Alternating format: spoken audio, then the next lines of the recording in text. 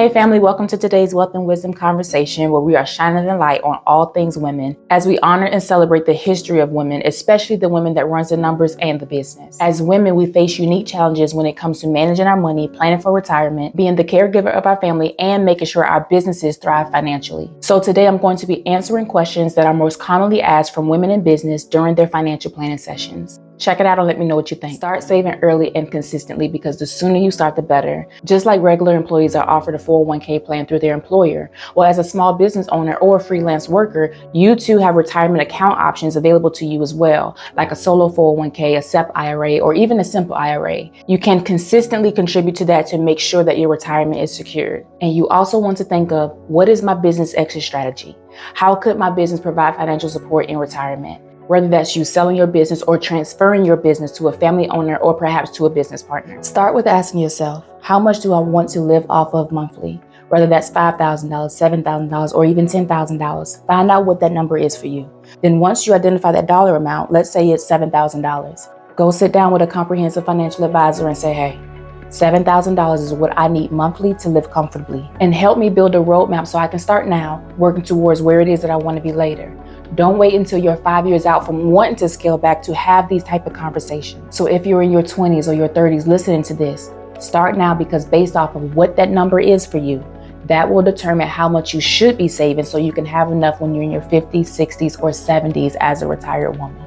How do we as business owners protect ourselves and our business?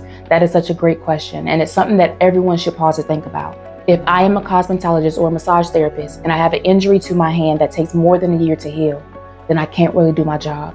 If I am a dentist and I start experiencing back pain that causes me not to be able to see my patients or to treat my patients, then I can't really do my job. If I am a graphic designer and I was injured in a car accident and it has affected my ability to concentrate and to design graphics because I now suffer from chronic migraines, then I'm not really able to do my job. One thing for sure is your financial obligations don't stop when you're injured or suffering from a debilitating medical illness. And you can protect yourself by making sure that you have a disability policy on yourself. This coverage kicks in to replace your income while you're recovering. Now, most people would say, I can just use my emergency fund, which you can, but you also don't know how long your recovery will take, so you run the risk of exhausting your emergency fund. And also, as business owners, we have overhead. So if I'm unable to work, then that means I'm unable to generate enough to take care of my overhead. So having an overhead expense insurance is another way that you can protect yourself and your business should you be unable to earn the income that supports the business. And this policy is also tax deductible for your business. And lastly,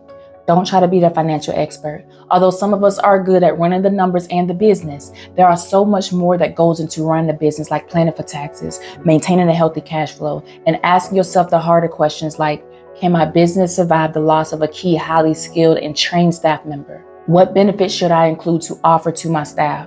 Can my business or businesses fund my retirement? These are the questions that we can't answer alone. And we need the assistance of financial professionals, not limited to accountants, but also comprehensive financial advisors that can view everything from a big picture perspective and create an action plan of how to get to where we ultimately desire to be. Because statistically, as women, we tend to live longer than men. Women who have reached age 65, which is a typical retirement age, often live another 20 years, whereas 65-year-old men are expected to live another 17 years on average. And that means us as women have to make sure that we are saving more over our lifetime to ensure that we don't outlive what we're storing up and what we're saving up to live off of in our retirement years.